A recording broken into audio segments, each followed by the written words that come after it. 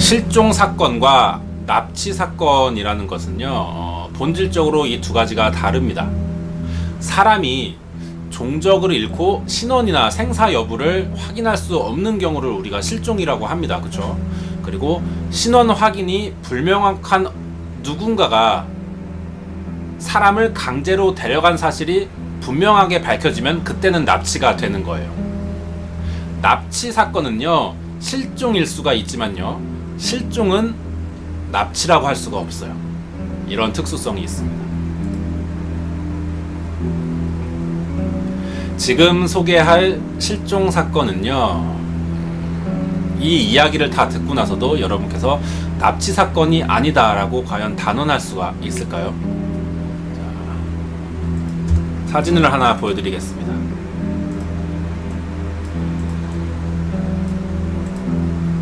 실종된 송혜희를 좀 찾아주세요. 이게 서울 한남대교를 지나다니면서 출퇴근하시는 분들은요, 아마 이런 현수막을 본 적이 있으실 거예요. 이제 누군가를 애타게 찾는 현수막 내용인데, 자, 이 사람들은 이제 오래전 어디선가 이 현수막을 본 듯한 기억이 남아 있고요. 그래서 다시 한번 쳐다본다고도 합니다. 이때가 1999년에 2월 13일 밤 10시입니다. 경기도 평택시 도일동의 하리마을이라는 데가 있대요. 여기에 당시에 고3이던 송혜희 양이 실종되었습니다. 송 양은요, 친구를 만나고, 남자친구예요. 남자친구를 만나러 밖으로 나갔어요. 그리고 집에 돌아올 시간이 되자 시내버스를 타고 버스 정류장에서 내렸죠. 집 근처 정류장에서. 그리고 그대로 행방불명됐습니다. 송혜희 양이 실종된 시점에서요, 더 이상 밝혀진 게 하나도 없습니다. 그래서 이게 실종 사건으로만 알려져 있어요. 그런데 사실은 이게 납치 사건이지 않을까 하는 가능성이 상당히 높습니다. 좀 더 자세히 알아봐야겠어요. 당시 이 송양이 3학년 반 편성이 있었대요. 이제 3학년이 올라가는 거였어. 그래서 3학년 반 편성이 있어서 오전에 학교를 갔다가 하교를 했고요. 학교를 끝났고 나왔고, 그 다음에 오후 5시 반쯤에 남자친구를 만나러 송탄동에 있는 서정리에 갔습니다. 친구들이랑 이제 놀다 보니까 밤 10시가 되었어요. 이제 막차 시간이 있었습니다. 그래서 막차 시간이 되자 송양은 이 막차를 타고요, 집에 갔습니다. 이 막차를 타고 가는 모습은요, 친구들이 배웅을 했기 때문에 친구들이 목격자가 되는 거죠. 친구들이 이제 나중에 진술을 했대요. 버스를 타고 가는 걸 우리가 직접 확인했다. 자, 버스 타고 갔답니다. 남자친구가 살던 이 송탄동은요, 송양의 집이랑 5km 정도밖에 안 되는 곳이에요. 지도를 좀 보여드릴게요. 자, 지도를 보시면은 지금 이쪽 왼편이 남자친구랑 그리고 다른 친구들이랑 만나서 놀던 곳입니다.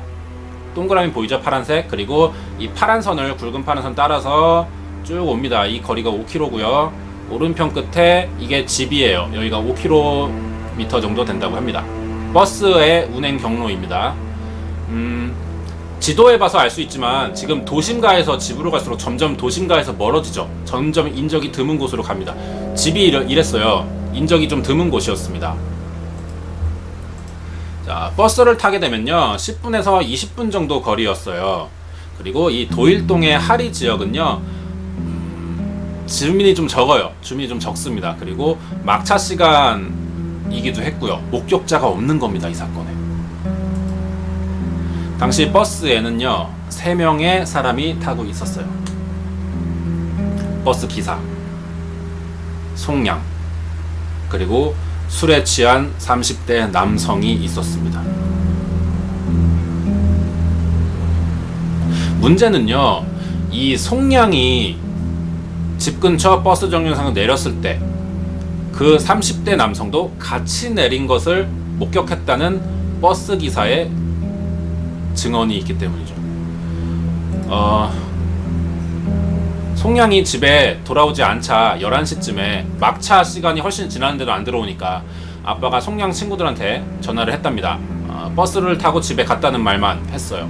있었어요. 그래서 다음날 새벽 6시에 가족은 더 못 기다리고 경찰에 신고를 했어요. 경찰은 처음에 단순 가출로 처리했었대요. 그리고 사건 발생 3일이 지나고 나서야 납치 가능성이 있다는 걸 알고 수사에 착수했습니다.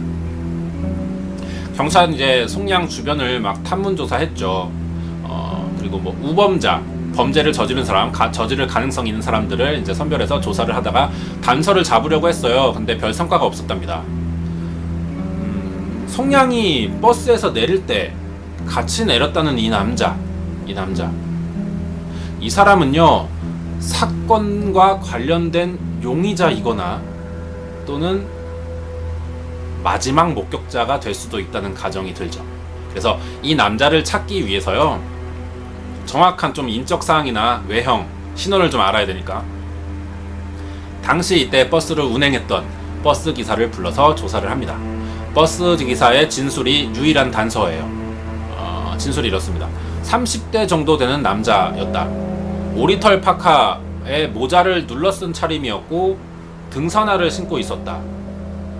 얼굴은 확인하지 못했다. 그쵸? 모자를 썼으니까요. 평택 시내에서 버스를 탔다.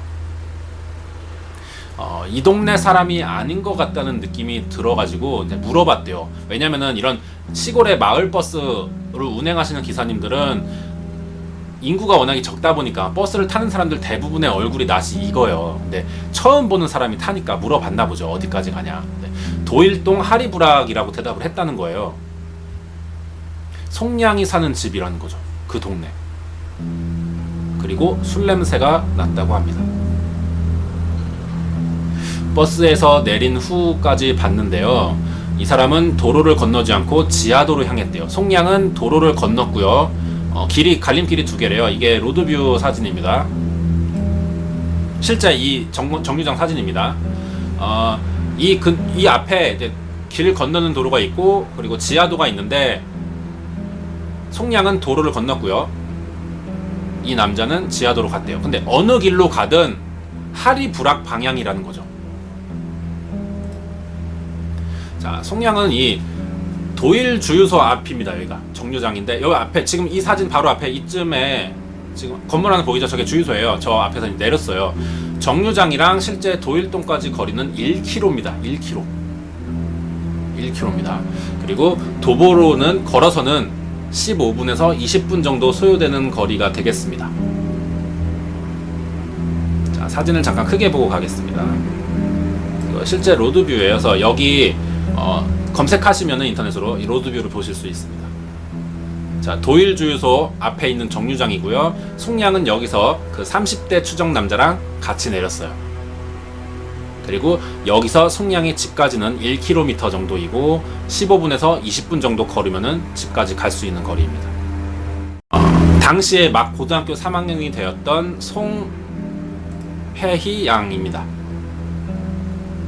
자, 만약에요 송양이 범죄에 노출된 게 사실이라면은 우리가 몇 가지 상황을 생각해 볼 수가 있습니다. 이 이후의 상황을요. 첫 번째가 인신매매예요. 당시에 여성 납치 인신매매가 꽤 많을 때였습니다. 그러니까 여자를 납치해서요 돈을 받고 윤락가에 팔아넘기는 그런 조직도 생길 때였어요. 전국적으로 이런 것들이 있을 때였습니다. 그래서 경찰은요 이 남자가 인신매매 범일 가능성을 염두에 두고요 도일동 주변의 성매매 업소를 수색을 했어요. 그러나 이 남자에 대한 단서가 없었고 송양도 찾을 수가 없었답니다. 두 번째는 납치, 감금의 경우가 있습니다.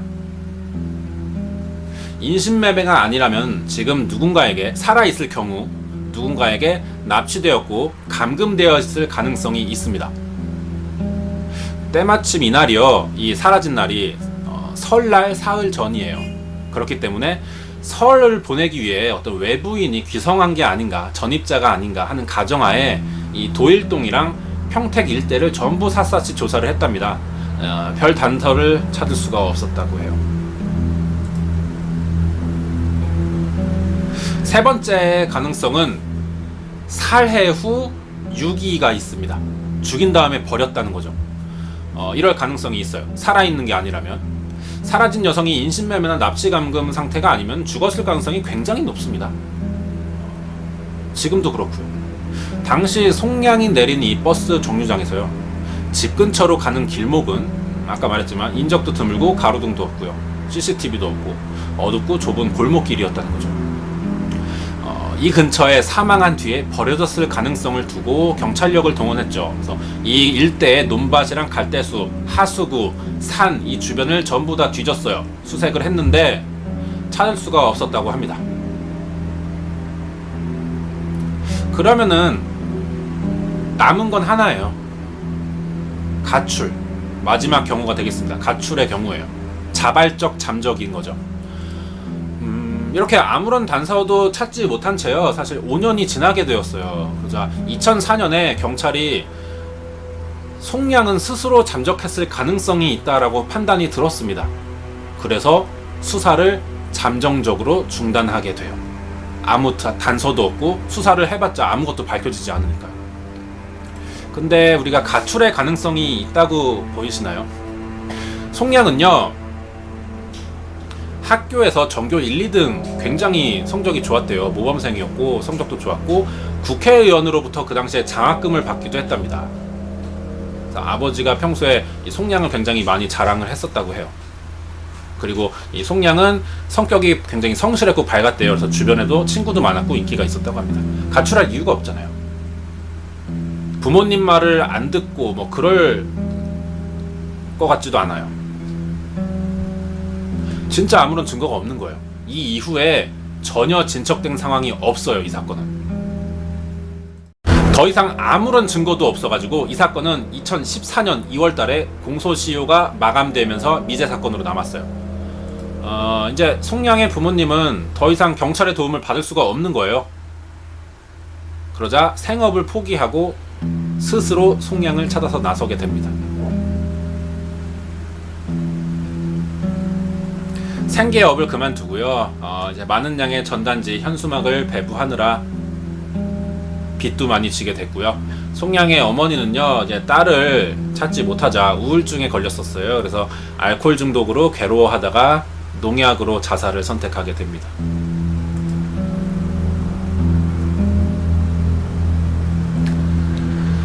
휴대폰 번호가 010으로 시작하죠. 예전에는 여러 개가 있었죠. 011, 뭐 017, 018, 019 여러 개 있었죠. 016도 있었네요. 이 010으로 번호를 통합하는 정책에 반대하는 주요 사례로요, 이 송량의 아버지가 등장을 한대요. 실종된 딸이 전화를 하지 않을까 싶어서 016 번호를 쓰신다는데 이 번호를 바꾸지 못한다는 게 이유입니다. 번호를 바꾸지 못하고 있다고 해가지고.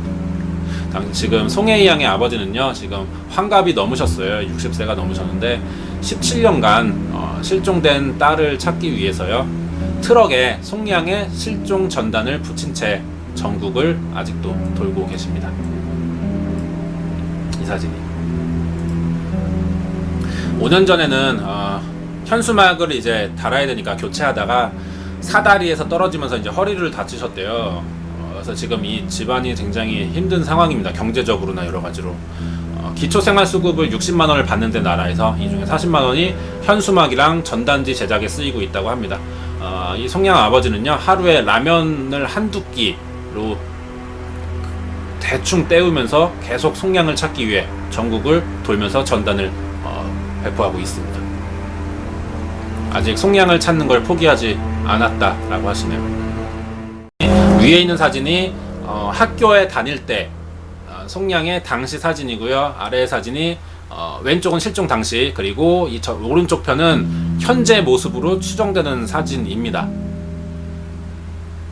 자, 지금 송혜이 양은요 1981년생이고요 현재 만약에 살아있게 되면은 한국 나이로는 36살이 됩니다. 근데 나이가 이제 많이 들었고 시간이 흘렀기 때문에 현재 얼굴로 추정되는 새 몽타주 제작이 빨리 필요할 듯 하네요.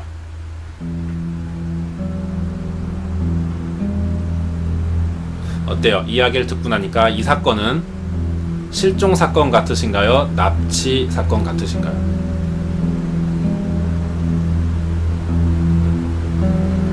오늘의 이야기는 여기까지.